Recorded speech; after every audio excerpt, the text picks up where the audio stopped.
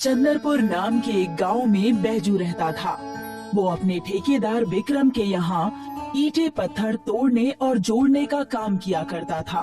वैसे तो बैजू की पत्नी भी थी, पर बैजू हमेशा से ही अपने ठेकेदार मालिक विक्रम के साथ ही रहता था। दिन भर ईंट पत्थर ढोकर दिन की दिहाड़ी विक्रम से लेकर घर जाया करता था। बैजू की पत्नी घर पर कभी कभी सिलाई कढ़ाई का काम किया करती थी और कभी कभार खाली समय में मोहल्ले के बच्चों को ट्यूशन पढ़ाया करती थी। सादा जीवन उच्च विचार, बस आज की दिहाड़ी निकल जाए, कल रीमा को एक सुंदर सी साड़ी लाकर दूंगा। बड़ी लगन से काम कर रहे हो बैजू, मेहनत करते रहो। इतना कहकर ठेकेदार वहाँ से चला जाता है। तब बैजू को वहाँ की जमीन में धसा हुआ एक नक्शा मिलता है। जैसे ही बैजू उस नक्शे को उठाता है, वो उसे पढ़कर समझ नहीं पाता और नक्शा ले जाकर अपने ठेकेदार विक्रम को दे देता है। मालिक, मुझे काम करते वक्त ये नक्शा मिला, पास वाली जमीन के पास। देखिए तो इसमें क्या लिखा है। लो दिखाओ तो क्या है। इसमें तो कोई अजीब भाषा लिखी हुई है। वही तो मैं भी नहीं समझ पाया। बैजू और विक्रम उस नक्शे को लेकर उनके गांव के सिद्ध पुरुष बाबा प्रेमलाल के पास जाते हैं। बैजू, तुम यहीं बाहर रुको, मैं जाकर बाबा जी से बात करके आता हूँ। जैसा आप कहें। बैजू विक्रम के कहने पर बाहर ही रुक जाता है। बाबा जी, ये नक्शा मेरे नौकर बैजू को मिला। इसमें क्या लिखा है ये हमें समझ नहीं आ रहा। और ये कहाँ का नक्शा है? ये मुझे दे दो और जाकर दूर बैठ जाओ। अलख निरंजन। विक्रम ने ठीक वैसा ही किया।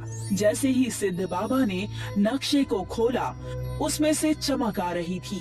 उस नक्शे को देखकर बाबा ने कहा, तुम्हारा नौकर बड़ा भाग्यशाली है जिसे ये नक्शा हाथ लगा।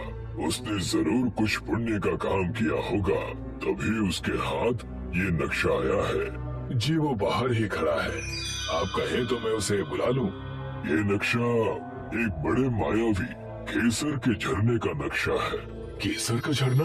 वाह बाबा वाह! अगर केसर के झरने को मैं ढूंढ लूं और उसे बेचकर धनवान बन जाऊं तो ये तो मेरे लिए बहुत बड़ी बात है। नक्शे को समझो और उसके पीछे जाओ, तुम्हें जरूर तुम्हारी मंजिल मिल जाएगी।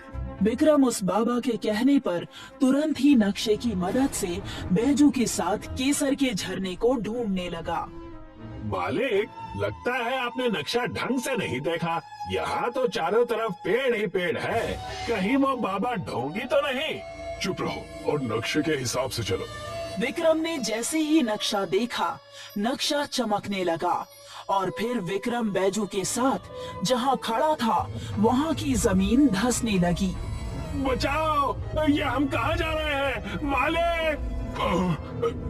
हे भगवान, ये जमीन हमें कहाँ ले जा रही है? गिरने के बाद दोनों बेहोश हो गए और जैसे ही उनकी आंखें खुली तो वो दोनों केसर के झरने में ही थे। कमाल हो गया, मैं माला माल हो गया। ये किसी सपने से कम भी नहीं है। ये सारा केसर का झरना मेरा है। मैं इन केसर को बेचकर अमीर हो जाऊंगा और बहुत धनवान बन जाऊंगा। पूरी दुनिया में राज करूंगा। और मेरा क्या होगा? मैंने भी इस चीज में मेहनत की है और आप मेरा कहीं नाम ही नहीं ले रहे।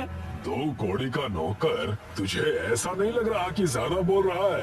इन केसर का व्यापार करके मैं बहुत बड़ा आदमी बन जाऊंगा।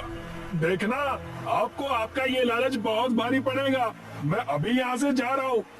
विक्रम के डांटने से बैजू उस झरने से चला जाता है और विक्रम केसर का बहुत बड़ा व्यापार करता है। विक्रम अपने सारे मजदूरों से केसर के झरने से केसर निकलवाता है और उन्हें बेचकर वो बहुत धनवान बन जाता है।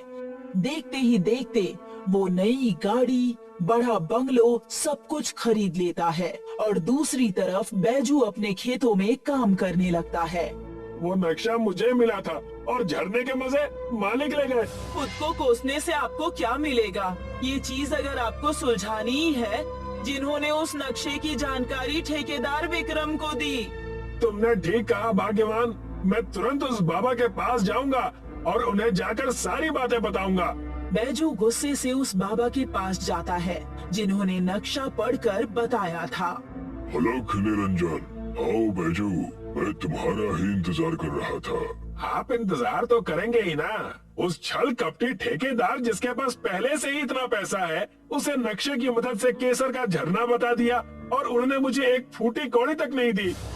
उस पापी ठेकेदार का पाप तुम ही निकाल सकते हो। वो नक्शा तुम जैसे ईमानदार आदमी की तलाश में ही था।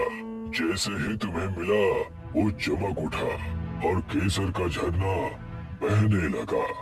मैं कुछ समझा नहीं, मेरे वजह से कैसे झरना बहने लगा? मैं तुम्हें अच्छे से समझाता हूँ। ये बात है तुम्हारे पिछले जन्म की। पिछले जन्म में तुम बहुत बड़े राजा थे।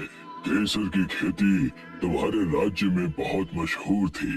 जब तुम पर दूसरे राज्य ने हमला किया, तुमने सारे राज्य का केसर एक झरने में डाल दिया जो सिर्फ तुम्हें पता था। लेकिन दुर्भाग्यवश तुम्हारी मृत्यु हो गई। लेकिन विधि का विधान यही था, जैसे तुमने नक्शा छुआ, केसर का झरना फिर से बहने लगा। इसका कोई उपाय? अब मैं ऐसा क्या करूं जिससे ये सब कुछ ठीक हो सके? उस झरने के केसर पर सिर्फ मेरा हक है, ना कि उस छल कपटी ठेकेदार का। बैजू की समस्या देखकर बाबा ने उसे एक बड़ा ही सरल उपाय बताया। तुम्हें उस नक्शे को हाथ में लेकर केसर के झरने में 3 बार डुबकी लगानी है। तुम्हारी सारी समस्या गायब हो जाएगी। जैसा आप कहें बाबा जी, मैं ऐसा ही करूंगा। बैजू ठेकेदार विक्रम के घर से नक्शा चुराकर केसर के झरने के पास चला जाता है और वहाँ पर उस नक्शे को पकड़कर 3 बार केसर के झरने में डुबकी लगा लेता है। जैसे ही उसकी तीसरी डुबकी पूरी होती है, उस नक्शे से आवाज आती है, तुम्हारी सच्चाई, मेहनत और निष्ठा से मैं बहुत पहले ही खुश थी। मैं चाहती हूँ कि तुम इस केसर के झरने से केसर लेकर हर उस मेहनती और गरीब को बेचो, ताकि उनका घर और परिवार दोनों चल सके। अगर ऐसा है तो मैं ये काम जरूर करूंगा। अब से ये केसर का झरना सिर्फ तुम्हारे इशारे पर चलेगा, उस कपटी ठेकेदार के नहीं। वो ठेकेदार जैसे ही यहाँ आएगा, वो खुद अपने ही जाल में फंस जाएगा। एक बात का ध्यान रहे, अगर एक बार भी तुमने इसका गलत इस्तेमाल किया तो तुम भी उसी ठेकेदार की तरह फंस जाओगे। जैसे ही विक्रम को ये बात पता चलती है कि बैजू केसर के झरने के पास है, विक्रम तुरंत ही दौड़कर केसर के झरने के पास पहुंचता है। तुझे क्या लगा था मेरे घर से नक्शा चुराकर तो कहाँ जाएगा? मुझे नहीं पता चलेगा। अभी रुक, तुझे बताता हूँ। जैसे ही विक्रम केसर के झरने के करीब जाता है, उसे तुरंत ही बड़ा सा झटका लगता है और वो गिर जाता है। ये सब कैसे हो रहा है? मैं इस झरने के अंदर क्यों नहीं जा पा रहा? तुमने हम गरीबों को बहुत तड़पाया है, इसीलिए आज तुम्हारा हिसाब हो रहा है। अब ना तो तुम अंदर आ सकते हो और ना इस जंगल के बाहर जा सकते हो। तुम इस केसर के झरने के श्राप में यहीं रह जाओगे। बैजू विक्रम को वहीं छोड़कर नक्शा लेकर चला जाता है। केसर का झरना अब बैजू का हो गया था। बैजू केसर के झरने की मदद से हर मजदूर के और छोटे छोटे व्यापारियों के साथ केसर का व्यापार किया करता है और सबका देखभाल भी करता है।